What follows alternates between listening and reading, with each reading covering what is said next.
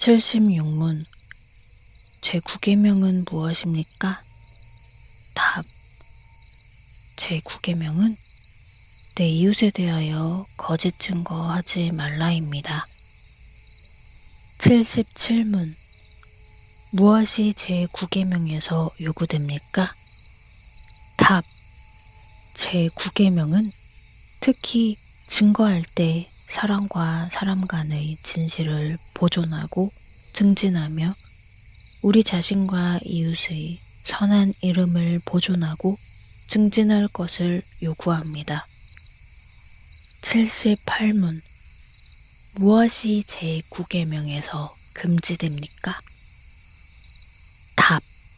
제9계명은 진실에 위배되는 것이나 우리 자신과 이웃의 선한 이름을 손상하는 것은 무엇이든지 금합니다. 해설입니다. 대유리문답에서 9계명이 요구하는 것을 정리했는데 그중 10제는 고자질과 아첨과 중상하는 자들을 멀리해야 합니다. 고자질의 내용은 정상적인 방법으로는 알기 힘든 고급 정보일 때가 많습니다. 하지만 고자질에 의존해 판단을 내리면 관련자 간의 긴장감이 증폭하고 불의의 피해자가 발생할 수 있습니다. 다들 아첨이 나쁘다는 것은 알지만 자신을 향한 아첨을 싫어하는 사람은 별로 없습니다. 실제로 실험 결과를 보면 많은 사람이 아첨인 줄 알아도 칭찬을 들으면 기분이 좋다고 합니다. 하물며 티 안 나게 아첨하는 사람은 얼마나 사랑을 받겠습니까? 하지만 아첨은 부당한 호의를 끌어내 정확한 판단을 가로막습니다. 그러므로 신자는 아첨을 거부해야 합니다. 한편 드러나지 않게 은근하고 교묘하게 이웃을 헐뜯는 자가 있습니다. 하나님께서 그러한 자를 멸하신다고 하셨으므로 신자들도 그러한 자들을 배격해야 합니다. 11째, 필요시에는 우리의 명성을 사랑하고 보호해야 합니다. 사람은 당장 눈앞에 좋은 것을 선택하기 쉽습니다. 이것이 많은 사람이 명예보다 재물을 선택하는 이유입니다. 하지만 돈을 사랑하는 것은 일만학의 뿌리가 되어 거짓말과 도둑질, 간음과 살인을 불러옵니다. 신자는 배부른 돼지보다 진실을 찾아 의에 줄이고 목마른 자가 되어야 합니다. 예수님께서는 사람들의 거부감과 반항에도 불구하고 자신의 인격을 정확하게 드러내고 보호하셨습니다. 12째, 합법적 약속을 지켜야 합니다. 합법적으로 약속한 것은 자신에게 손해가 될지라도 지켜야 합니다.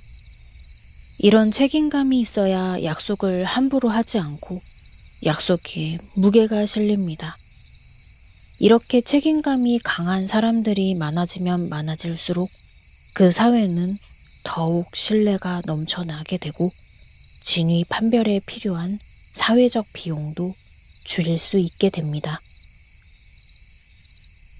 13째, 무엇이든지 참되고 정직하고 사랑스럽고 좋은 평이 있는 것들을 살피고 실천해야 합니다.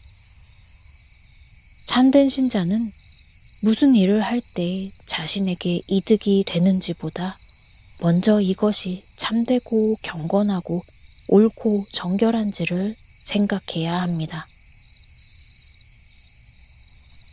우리나라 학교들은 입학 지원자들에게 학력 증명서를 요구합니다. 우리에게는 아주 당연한 절차인데 다른 나라에서는 그렇지 않습니다. 저는 신대원 입학 전형에 필요한 서류 때문에 영국의 모교에 연락을 취했었습니다. 그런데 그쪽 담당자는 졸업 증명서를 보내달라는 저의 요구를 잘 이해하지 못했습니다. 학력 위조가 거의 없는 그들의 사회에서는 졸업 증명서를 요구하는 경우가 매우 드물기 때문이었습니다. 은행이나 관공서에서 일을 볼 때 거짓인지 진실인지를 확인하고 검증하기 위한 서류들이 얼마나 많습니까? 우리 사회는 거짓말과 사기를 막기 위해 엄청난 사회적 비용을 지불하고 있습니다. 이러한 사회 분위기 속에서 기독교인들마저 거짓말하는 것을 크게 꺼리지 않는 것 같습니다. 기독교인은 사소한 일에서도 거짓을 말하지 않으려고 노력해야 합니다. 그리스도인이 사회에 줄 수 있는 큰 선물 중 하나는 십계명으로 대표되는 도덕법의 정신과 가치를 보여주는 것입니다.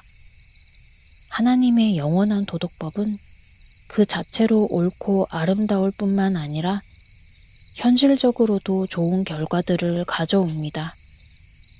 도덕법의 준수야말로 사회를 투명하게 만들어 경제적 효율성을 높이고 많은 일자리를 창출합니다. 제9계명이 요구하는 내용을 잘 살펴보면 금지하는 내용도 짐작할 수 있습니다. 여기서는 웨스트민스터 대유리 문답을 통해 좀 더 자세한 내용을 살펴보겠습니다. 첫째, 제9계명은 우리와 이웃의 진실과 명성에 특히 공적 재판에서 이해 당사자에게 해를 끼치는 모든 일을 금합니다. 재판의 결과는 당사자의 명예와 재산에 큰 손실을 끼칠 수 있으므로 공적 재판에서 거짓을 말하는 것은 더욱 금지됩니다. 둘째, 거짓 증거를 제공하는 것을 금합니다. 거짓 증거는 판단에 착오를 일으켜 누군가에게 피해를 줄 수 있습니다. 셋째, 위증 교사를 금합니다. 증인은 재판에 상당한 영향을 끼칩니다. 왜곡된 증언은 잘못된 재판 결과를 초래합니다. 따라서 성경은 거짓 증언은 물론이고 증인을 매수하거나 협박하는 것도 금지합니다. 우리 사회에서 갑의 위치에 있는 많은 이들이 자신의 이익을 위해 거짓 증인을 세우는 일을 꺼리지 않는데 그리스도인은 이를 거부해야 합니다. 넷째, 고의적으로 진실을 외면하고 억압하면서 악한 주장을 변호하는 것을 금합니다. 진실을 외면하고 악한 말을 하는 것은 날카로운 칼로 살을 헤집는 것과 같습니다. 손과 발로 때리는 것보다 간사한 혀로 해치는 것이 더 아픕니다. 신자의 혀는 오직 진실을 말해야 합니다. 다섯째, 불의한 판결을 승인하고 악을 선하다, 선을 악하다 하는 것을 금합니다. 불량한 자가 일부러 거짓으로 증언하는 줄 알면서도 그 증언에 따라 판정하면 나봇과 같은 무고한 사람이 죽게 됩니다. 거짓 증인은 의인을 악인으로 몰아 죽음에까지 이르게 하므로 신자는 이를 가로막아야 합니다. 여섯째, 악인에게 보상하기를 의인에게 하듯이 하고 의인에게 보상하기를 악인에게 하듯이 하는 것을 금합니다. 거짓 증언과 뇌물에 휘둘려 의인에게 돌아갈 보상을 악인에게 주면 안 됩니다.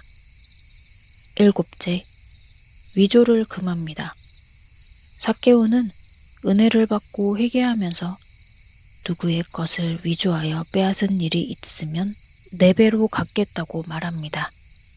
신자는 다른 사람이 위조해 놓은 것까지 옳게 고쳐나가야 합니다. 내